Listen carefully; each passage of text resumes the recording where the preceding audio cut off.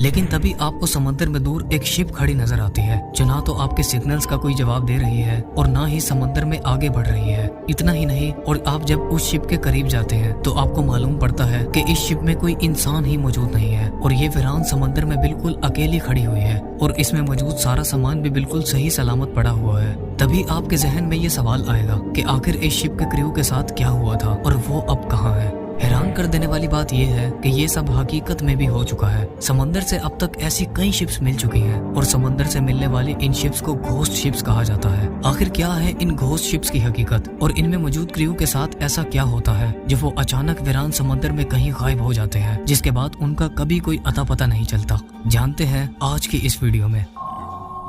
आज के दिन तक समंदर में 438 से भी ज्यादा घोस्ट शिप्स को देखा जा चुका है और विकिपीडिया में पब्लिश्ड एक आर्टिकल के मुताबिक 5767 से भी ज्यादा क्रू मेंबर्स इन शिप्स से गायब हो चुके हैं। इस आर्टिकल में ये भी लिखा है कि इन नजर आने वाली शिप्स और इनसे गायब हो जाने वाली क्रू की तादाद इससे भी कई गुना ज्यादा है जो आज तक रिकॉर्ड ही नहीं हो सकी। घोस्ट शिप्स की इन मिस्ट्रीज की शुरुआत 17वीं सेंचुरी में हुई थी जब एसवी सीब्रिग नामी एक शिप रोड आइलैंड के इलाकों में देखी गई थी। जब इस शिप को पहली बार देखा गया था तो उसमें कोई इंसान मौजूद नहीं था और उस शिप का सारा सामान भी बिल्कुल सही हालत में मौजूद था। यहाँ तक कि इस शिप की गैलरी में कॉफी भी गर्म हालत में मौजूद थी, जिसे देखकर ऐसा लग रहा था कि इस शिप के कैप्टन और क्रू ने इसे इमरजेंसी की हालत में छोड़ा था। लेकिन हैरान कर देने वाली बात तो ये थी कि इस शिप पर किसी किस्म का कोई ऐसा निशान मौजूद नहीं था जो इस बात की तरफ इशारा करता कि इसके साथ कोई हादसा पेश आया था। और सबसे बड़ी बात कि इसका क्रू अगर इसे छोड़ गया था तो वो अब कहाँ था।